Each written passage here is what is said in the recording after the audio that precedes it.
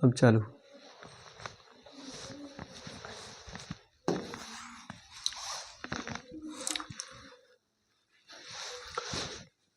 मैं अरुण कुमार अपने YouTube channel TAC learning hub पर आप सभी का स्वागत करता हूं। आज हम लोग पढ़ने जा रहे हैं संख्या पद्धति। क्या पढ़ने जा रहे हैं? संख्या पद्धति। तो संख्या पद्धति में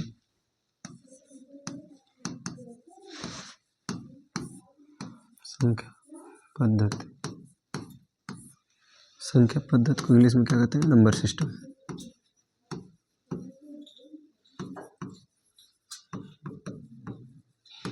है ना?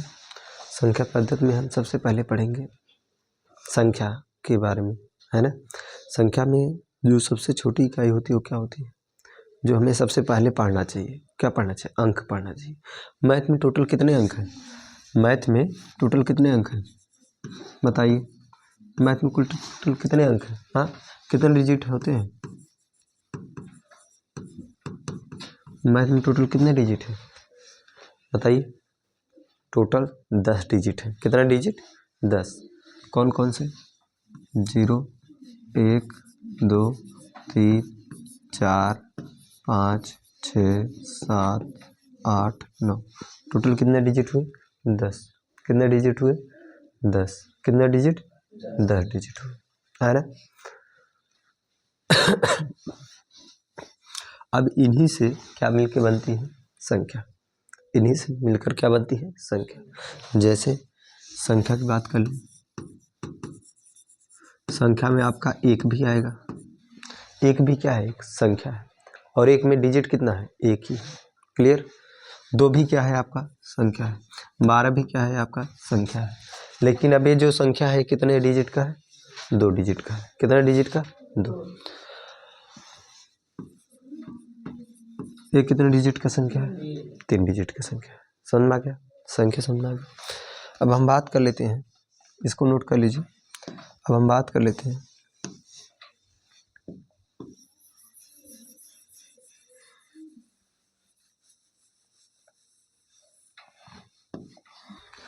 अब एक बात जान लीजिए। अब संख्या में आपको पढ़ना होता है सम संख्या और विषम संख्या। तो सम संख्या और विषम संख्या क्या है?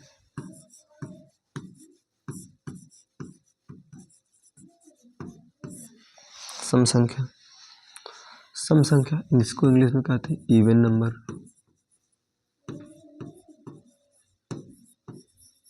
इसे क्या कहते हैं इंग्लिश में? Even number. इसे इंग्लिश में क्या कहते हैं? इवन नंबर, है ना। अब यहाँ ध्यान दीजिए, इवन नंबर जो होता है, जो इवन नंबर होता है वो किससे विभाजित होता है? इवन नंबर, सम संख्या। इवन नंबर जो होती है वो आपका विभाजित होती 2 से। समझ में आ रहा है? यानी कि सम संख्या वह संख्या कहलाती है जो 2 से क्या होती है? पूर्णतः विभाजित होती है ना। जैसे अगर मैं कहूँ 2, 2 क्या है? एक इवन नंबर है, सम संख्या है। कैसे? अगर मैं 2 में 2 से भाग कराऊंगा तो एक बार जाएगा और इसे घटाऊं तो क्या बचेगा? 0। यानी कि क्या है? पूर्णतः विभाजित है। पूर्णतः क्या है? विभाजित है। पूर्णतः क्या है?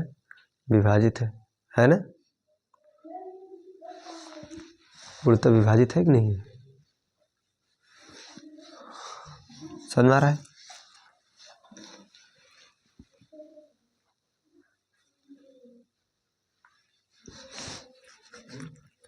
क्लास के बच्चे जो शोर कर रहे हैं उसको शांत करो, है ना। ये क्या है? पूर्णतः क्या है? विभाजित है। 2 से क्या है? पूर्णतः विभाजित है। जैसे मैं कह दूं 204, 204 क्या है? एक सम संख्या है। कैसे? इसे हम 2 से विभाजित करा देंगे। 2 1 9 2, 0 2 जिको 0, 0 बचा, 4 उतारेंगे, 2 दूना 4। तो आपका पूरा भाग जाने पे क्या बचा? कुछ बचा नहीं, 0 बचा ना लास्ट में। लास्ट में क्या बचा? 0। यानी कि क्या है? सम संख्या है। क्या है? सम संख्या। अब दोस्तों अब एक बात और समझिए, अगर मुझे और बड़ी नंबर दे दी, जैसे 7 6 8 9 5 4 0 0 8 6। आप पूछे कि कौन सी संख्या है, तो क्या आप पूरा भाग देंगे? इतना टाइम आपके पास है नहीं, है ना इतना टाइम। तो आपको कैसे पता करना है कि ये सम है या विषम? तो देखिए 2 का डिविजिबिलिटी अभी हम पढ़ेंगे, तो उसमें ये पढ़ना है। 2 का डिविजिबिलिटी ये होता है कि अगर किसी संख्या का चेक करना है, किसी संख्या को चेक करना है कि ये 2 से विभाजित है कि नहीं, उसके लास्ट का अंक यानी कि इकाई का अंक में 2 से विभाजित करा दीजिए। अगर वो विभाजित हो जा रहा है तो पूरी संख्या 2 से विभाजित हो जाती है। जैसे यहाँ पे 6 है, अब मुझे चेक करना है ये सम है कि नहीं, तो सम चेक करने के लिए क्या करते हैं, 2 से विभाजित कराते हैं। और 2 की विभाज्यता का नियम क्या है कि 2 से विभाजित होने वाली संख्या का इकाई का अंक 2 से विभाजित होता है, तो वह संख्या क्या होती है, 2 से विभाजित होती है। समझ में आ रहा कि नहीं बात? तो मैं इसमें 6 को चेक कर लूँगा बस। तो 6 को चेक करूँगा तो 2 से भाग कराऊँगा, 2 तिहाई 6। कट जा रहा है कि नहीं? कट जा रहा है, 3 बार जा रहा है, विभाजित हो जा रहा है, यानी ये भी सम संख्या है। तो इसको नोट करिए जल्दी। नोट हो गया? चलिए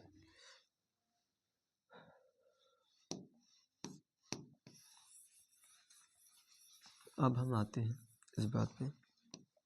अब ध्यान दीजिए, तो सम समझ में आ गया, यानी कि अब हमें विषम नंबर ले लेने हैं। 7 5 4 3। चलो अब मुझे ये चेक करना है कि ये सम है या नहीं। तो हमें क्या करना है, लास्ट का अंक देखना है 3। 3 में 2 से भाग कराओ, 2 एक करना 2, बचा कितना 1। अब ये विभाजित हुआ नहीं हुआ, क्योंकि 1 में 2 का भाग नहीं जाएगा, है ना। यानी कि ये पूर्णतः विभाजित नहीं हुआ, यानी कि क्या है 7543 जो है वो क्या है, विषम संख्या है। कौन सी संख्या है, विषम संख्या। तो ये कौन सी संख्या है, विषम संख्या। और एग्जांपल ले लें,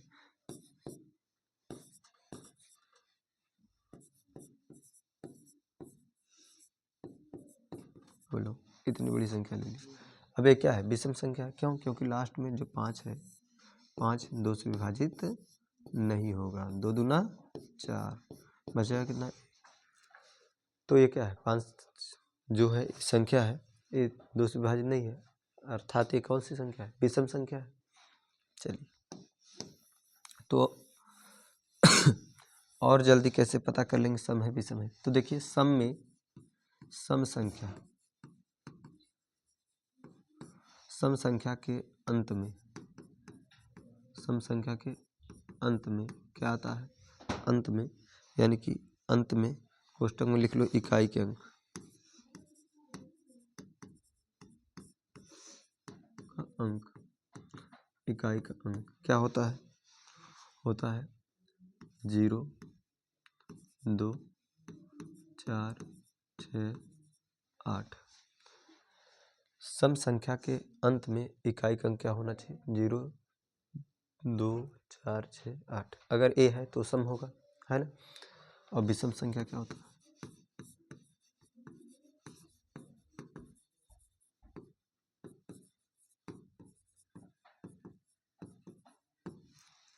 विषम संख्या के अंत में इकाई का अंक क्या होगा,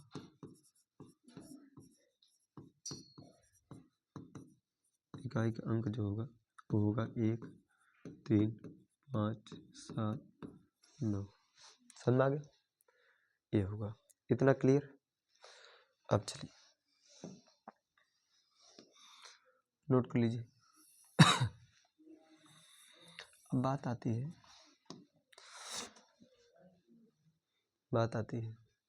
भाज्य संख्या। हम सीखेंगे अभाज्य संख्या, है ना। भाज्य संख्या क्या होती है,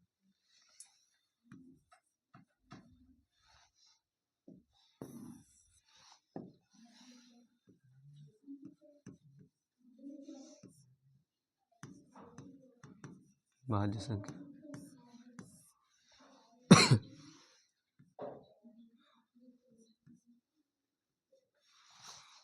है ना। भाज्य संख्या मतलब, भाज्य संख्या का जो डिफिनीशन होता है ये होता है वह संख्या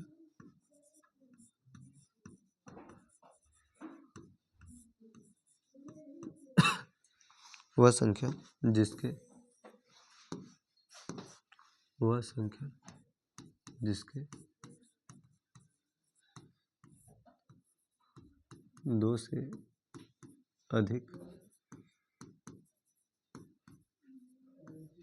जिसके दो से अधिक गुणनखंड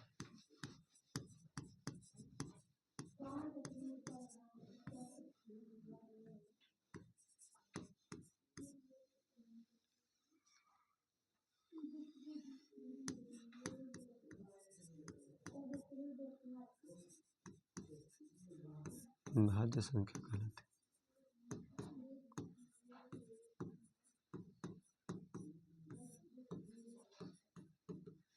वह संख्या जिसके दो से अधिक गुणनखंड होते हैं क्या कहलाती है? भाज्य संख्या कहलाती है। जैसे आपकी बहुत सारी संख्या है, जैसे आपसे कह दिया जाए कि दो आपका भाज्य संख्या है या नहीं, दो जो है आपकी भाज्य संख्या है या नहीं, तो दो आपकी क्या है? भाज्य संख्या है? नहीं। क्यों नहीं है? इसको जानते हैं। देखिए गुणनखंड क्या होता है?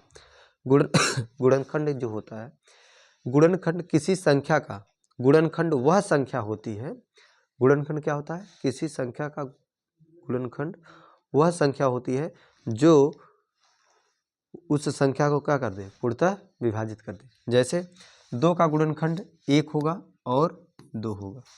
दो का गुणनखंड कौन होगा? एक होगा और दो होगा। क्यों?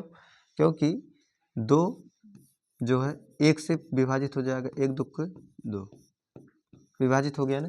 और दो किससे विभाजित हो सकता है? दो से भी विभाजित हो सकता है। दो एक का नाम दो विभाजित हो गया कि नहीं? जीरो आ गया। तो दो के गुणनखंड दो हुए, एक हुआ दो, एक हुआ दो और दूसरा हुआ एक। पास में आ रहा कि नहीं? दो के दो गुणनखंड हुए, एक दो हुआ और एक हुआ। ऐसे मैं किसी और नंबर को लेता हूँ, इसको नोट कर लीजिए। ऐसे में और किसी नंबर को लेता हूँ, जैसे आपका 3 और 6 और 4 है ना। इसमें कौन सा संख्या है जो जिसके दो से अधिक गुणनखंड है? अगर दो से अधिक गुणनखंड होंगे तो भाज्य हो जाएगा, दो से कम गुणनखंड है तो भाज्य नहीं होगा। तो 3 को चेक कर लेते हैं। तो 3 जो होगा, एक 3 किससे कटेगा? 3 खुद से कटेगा और किससे कटेगा? एक से। यानी कि इसके कितने गुणनखंड हुए? 2। और यहाँ पे भाज्य संख्या क्या होती है? वह संख्या जिसके दो से अधिक गुणनखंड है, यानी कि भाज्य संख्या नहीं होगी, ये भाज्य संख्या नहीं होगी।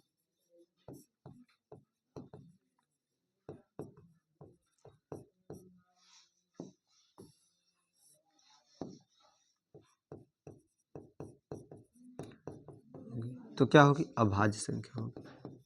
क्या होगी? अभाज्य संख्या। अभी हम अभाज्य संख्या पर अच्छे से बात करते हैं। अब मैं 6 को लेता हूँ। 6 के कितने गुणनखंड होंगे? देखिए 6 किससे कटेगा? एक से कटेगा। एक छक्का 6, दो तिहाई 6, 3 दूना 6, 6 का नाम 6। या आप दूसरे तरीके से ऐसे सीख सकते हो कि जिस नंबर को आप ले रहे हो, जिस नंबर को आप ले रहे हो और उसके गुणनखंड निकालना चाह रहे हो, तो ये सोचो कि जो 6 है एक किस किस के पहाड़ा में आ सकता है? एक के पहाड़ा में आ जाएगा, एक छक्का 6, दो के पहाड़ा में आ जाएगा, दो तिहाई 6, 3 के पहाड़ा में आ जाएगा, 3 दूना 6, 6 के पहाड़ा में आ जाएगा, 6 का नाम 6। बस ना रहा है। तो इसके कितने गुणनखंड हुए? 1 2 3 4, 4 गुणनखंड हुए। तो ये दो से अधिक है ना, तो यानी ये क्या होगी? अभाज्य संख्या होगी। क्या होगी? अभाज्य संख्या। सॉरी भाज्य संख्या होगी। कौन सी संख्या होगी? भाज्य संख्या होगी।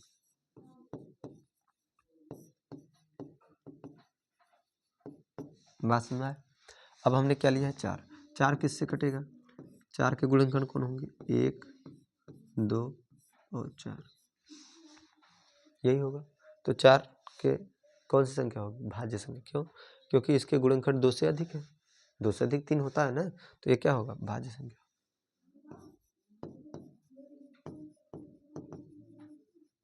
भाज्य संख्या। क्लियर? अब आती है बात अभाज्य संख्या पे। इतना नोट कर लिए। अब अभाज्य संख्या की बात कर लेते हैं। अभाज्य संख्या।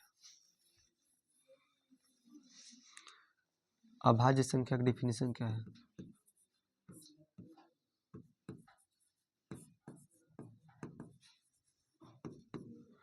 अभाज्य संख्या का डिफिनीशन क्या है?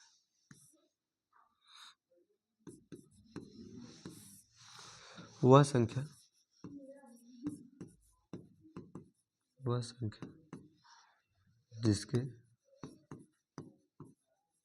जिसके केवल और केवल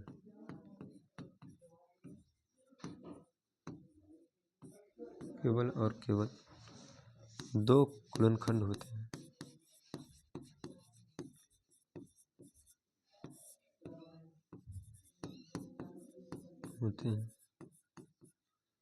अभाज्य संख्या कहलाती है।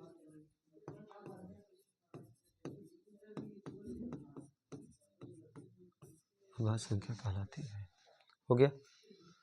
जिसके केवल दो गुणनखंड होते हैं। कितने? दो। जैसे दो के कितने गुणनखंड हैं? दो। एक और दो। जैसे तीन के कितने गुणनखंड हैं? एक और तीन। जैसे पाँच के कितने गुणनखंड हैं? एक और पाँच। जैसे सात के कितने गुणनखंड हैं? एक और सात। समझ में आ गया? तो आपको समझ में आ गया। अब बात आती है, इतना समझ में आया समझ में? तो जिसके केवल दो गुणनखंड होंगे क्या होगा? अभाज्य संख्या।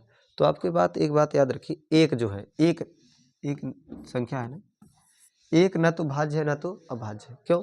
क्योंकि अभाज्य का डेफिनेशन क्या है? वह संख्या जिसके केवल दो गुणनखंड हो, केवल और केवल दो गुणनखंड। तो इसके केवल एक का तो केवल एक गुणनखंड है, इसलिए अभाज्य में भी नहीं आएगा। और भाज्य संख्या क्या है? वह संख्या जिसके दो या दो से अधिक गुणनखंड होते हो, भाज्य संख्या होती है। तो इसका केवल एक गुणनखंड है, तो भाज्य में भी नहीं आएगा। तो एक ना तो भाज्य संख्या है और ना ही अभाज्य संख्या है। समझ में आ रहा कि नहीं? आज में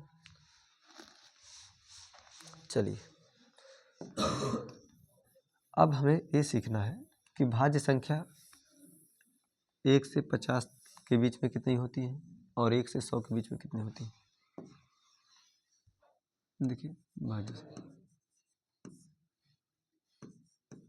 और आज हम ये भी सीखेंगे कि कोई संख्या दिया होगा तो कैसे जानेंगे कि अभाज्य संख्या सीखते हैं, क्योंकि अभाज्य पूछता है। भाज्य तो बहुत है ना, अभाज्य कम है। अभाज्य संख्या 1 से 50 के बीच में कितनी है? 1 से 50 के बीच में, 1 से 50 के बीच में कुल 15 अभाज्य संख्या है। कितनी? 15 अभाज्य संख्या।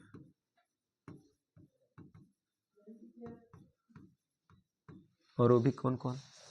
2, 3, 5, 7, 11, 13, 17, 19, 23, 29, 31, 37, 41, 47 है ना। देखिए 1, 2, 3, 4, 5, 6, 7, 8, 9, 10, 11, 12, 13, 14। एक कोई छोटा है क्या? 1, 2, 3, 4, 5, 6, 7, 8, 9, 10, 11, 12, 14 और एक 43 होता है।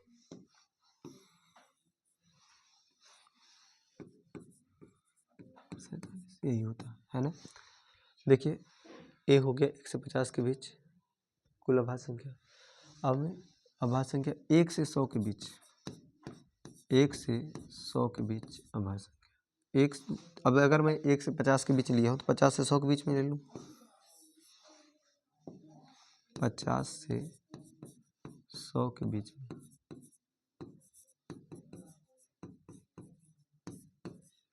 कुल अभाज्य संख्या कितनी है? कुल अभाज्य संख्या कितनी है? कुल 10 अभाज्य संख्या है। कितनी? 10 अभाज्य संख्या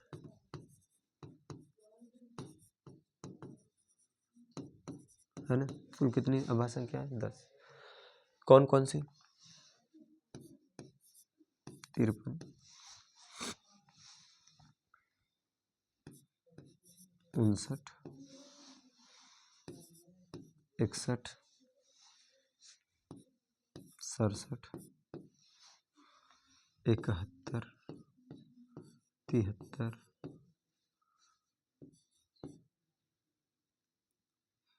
79,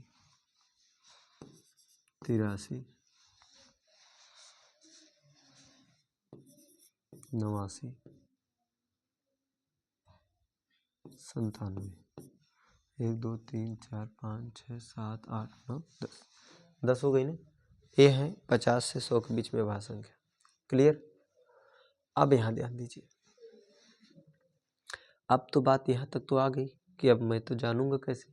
अब जैसे तुम्हें याद नहीं है अभाज्य संख्या कौन है और पूछता है प्रश्न कि अभाज्य संख्या बताइए है कि नहीं, तो इसके निकालने की विधि अगर हम जान जाएं तो हमें कोई भी पूछेगा, कोई भी क्वेश्चन पूछेगा तो मैं पता कर लूँगा कि भाज्य है कि भाज्य है। क्लियर। तो इसको नोट कर लीजिए। नोट कर लिए, ठीक है। अब हम सीखेंगे कि कैसे अभाज्य संख्या निकाला जाता है।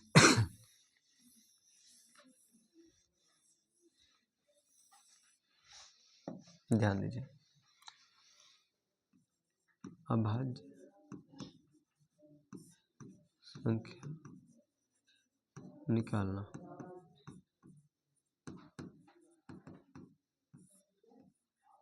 अभाज्य संख्या निकालना कैसे निकाला जाएगा। देखिए, जैसे मैं कोई संख्या लूंगा, जैसे मैंने लिया आपको 19। अब मुझे चेक करना है 19 अभाज्य है कि भाज्य है। क्लियर। तो याद रखिए, जब किसी संख्या को हमें चेक करना होता कि अभाज्य है कि भाज्य है, तो हम क्या करते हैं, उस संख्या को हम क्या करते हैं, देखते हैं, और उसके जस्ट आगे, क्या जस्ट आगे, उसके जो आगे पहली पूर्ण वर्ग संख्या होती है उसको लेते हैं। जैसे 19 के आगे पूर्ण वर्ग संख्या क्या है, 20 है, नहीं है, 21 नहीं, 22 नहीं, 23 नहीं, 24 नहीं, 25, तो 25 लेंगे। क्या लेंगे, 25। जो पूर्ण वर्ग संख्या होगी उसका वर्गमूल लेंगे। जो पूर्ण वर्ग संख्या 19 के आगे उन्नीस के जस्ट आगे कौन सी पूर्ण वर्ग संख्या है, 25, और 25 का क्या लेंगे, वर्गमूल। क्या लेंगे, वर्गमूल। 25 का क्या लेंगे, वर्गमूल। 25 का वर्गमूल क्या होगा, 5। 25 का वर्गमूल क्या होगा, 5। वर्गमूल निकालने आता है ना, ऐसे ले लो 25 और डिवाइड करा दो, किससे कटेगा, 5 से। 5 पचे 25, 5 का नंबर 5, तो आपका आया क्या, 5 गुणे 5। तो 2 नंबर में, यानी 5 गुणे 5 है ना, 2 बार आया है 5, तो 1 बार लिया जाएगा वर्गमूल में। अगर घनमूल होता तो 3 बार आता तो 1 बार लिया जाएगा। क्लियर। तो इसका वर्गमूल क्या होगा, 25 का 5। अब ध्यान दीजिए, 5 आया, तो 5 से पहले आने वाली विषम संख्याएं, 5 से पहले आने वाली विषम संख्याओं से क्या कर देंगे, हम डिवाइड करा देंगे। जैसे ध्यान दीजिए, जैसे आपका 3 हो गया, उसके बाद 5 हो गया, यही आएगा। सम संख्या से डिवाइड मत कराना। क्यों नहीं कराना, क्योंकि सम संख्या में केवल एक ही ऐसी संख्या है जो अभाज्य होती है, केवल 2।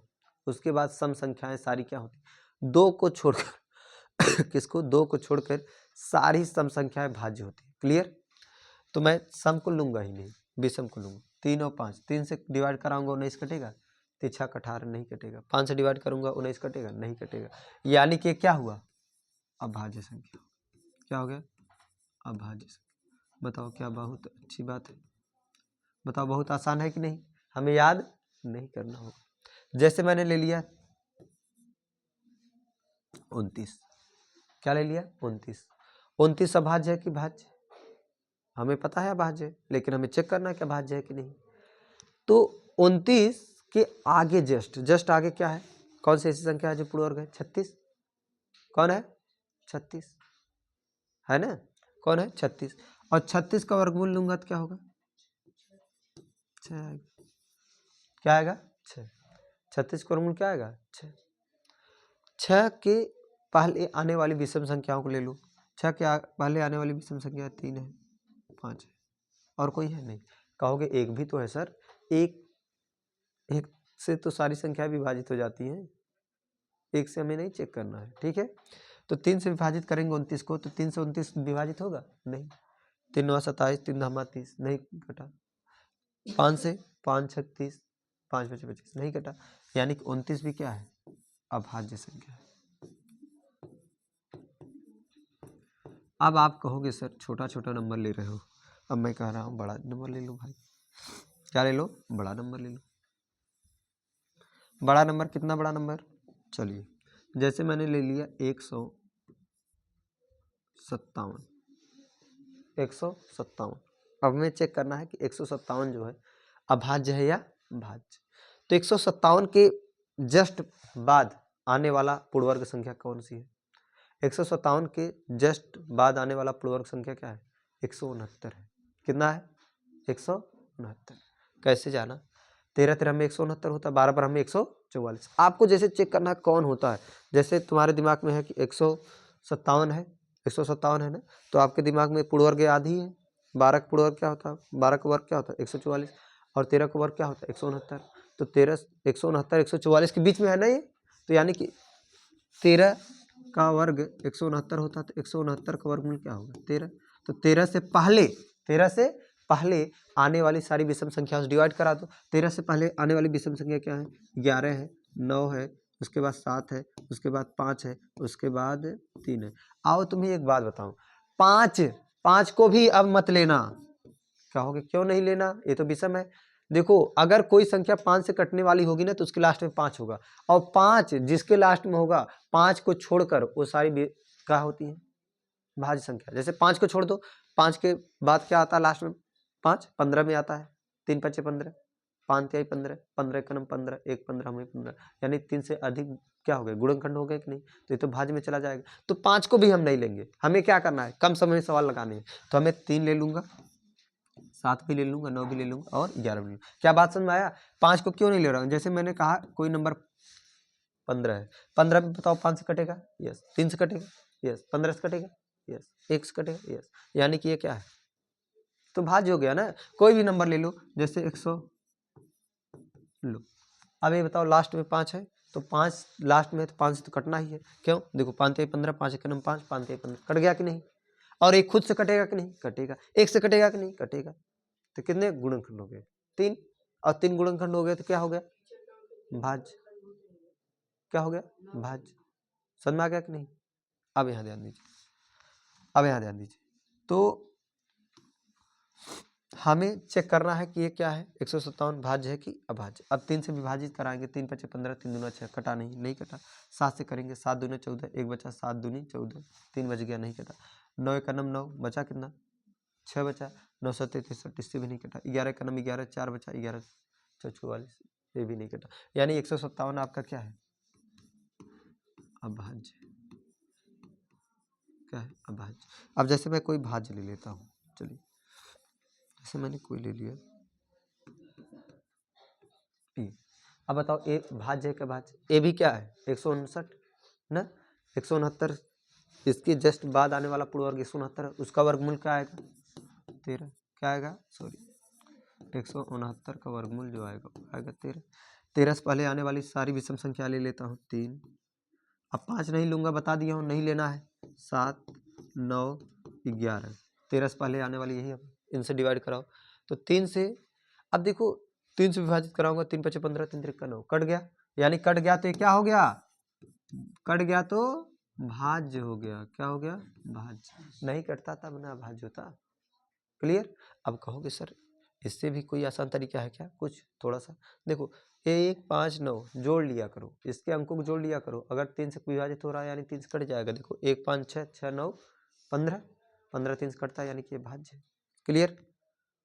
चलिए ठीक है, इतनी बात समझ में आ गई। चलिए, तो आज के लिए बस इतना ही। कल मिलेंगे हम फिर इसके आगे। समझे? Good morning to